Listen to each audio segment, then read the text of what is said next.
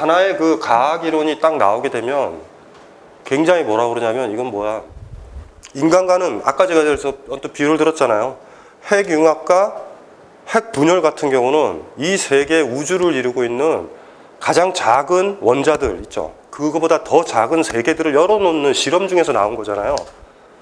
그러니까 그거 자체는 진짜 어떻게 보면 중립적이에요. 근데 그게 자본에 이용되거나 아니면 권력에 이용됐었을 때 기술로 변한다고요.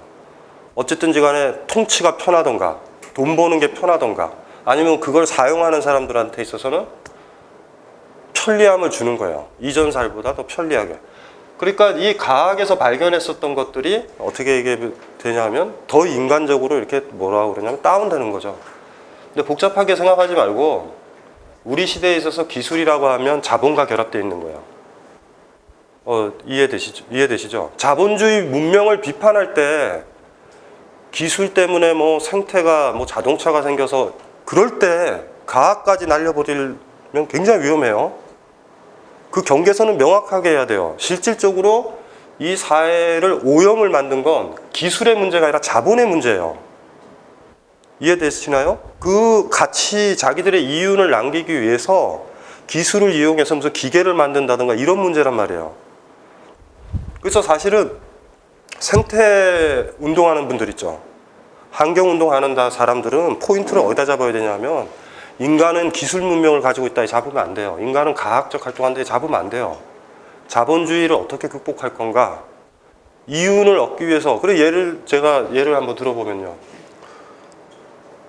생수 같은 거. 생수 요새 먹죠? 왜 우리가 물을 못 먹게 됐어요? 자본가들 때문에 못 먹게 된 거예요. 결과적으로 따지면 자본주의가 발달해서 공장이 생기고 폐수가 생기고 오염이 생겼죠. 근데 이 자본가들은 놀라워요. 더러워졌네? 물 빼서 팔아먹어야지가 된 거예요. 이해되시나요? 뭐든지 가능하다라고 그러면 다 팔 수 있어요. 그럼 생태 문제를 지금 근본적으로 이렇게 우리가 접근하고 해결을 하는 데 있어가지고 우리가 잘못해서 인간이 가지고 있는 그 뭐라고 그러냐면요. 사물이나 이 세계의 법칙들에 대해서 궁금해하고 그리고 근본적으로 우리가 착각했던 것들을 열어놓잖아요. 근데 어쨌든 이 두 가지는 좀 구별이 조금 되시죠. 제가 왜 이 얘기를 하냐면 20세기 철학자들 중에 꽤 영향이 있는 하이데거 같은 경우는 과학과 기술을 다 날려버리려고 그래요. 저것들이 우리 인간과 이 세계를 파괴한다라고 봐요.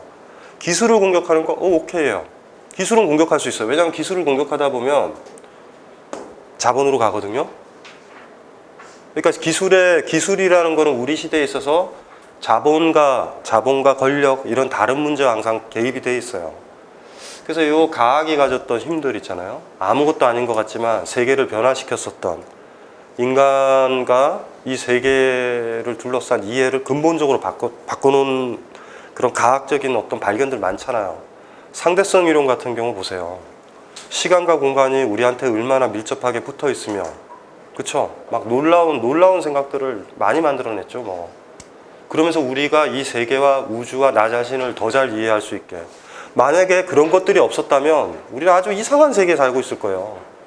그 신화적 세계 기억나시죠? 그러니까 예를 들면 지구가 둥글다라는 얘기 같은 경우 있잖아요. 그런 얘기가 나온 거랑 안 나온 거의 차이는 굉장히 커요. 태도 자체가 다르고 나중에 문학 작품이라든가 글이라든가 인간의 사유에서 완전히 달라요. 다른 영향을 끼친다고요. 그래서 어쨌든지 간에 과학이라는 거는 좀 우리가 불편하게 여기고 우리가 좀 이해 수준이 짧았던 것들을 계속 극복하는, 그래서 사실은 파괴력이 있죠. 그래서 갈릴레오가 종교재판 받고 나와서 했던 말, 그래도 지구는 돈다. 그런 말들이 가진 게 과학의 힘이에요. 근데 이제 그 지구가 돈다라는 것들이 중세 시절의 권력이라든가 자본 쪽에서는 이용을 못 하는 거죠. 근데 시간이 지나면 그것들이 금방 이렇게 편입이 돼가지고 이용을 할 수가 있게 되겠죠.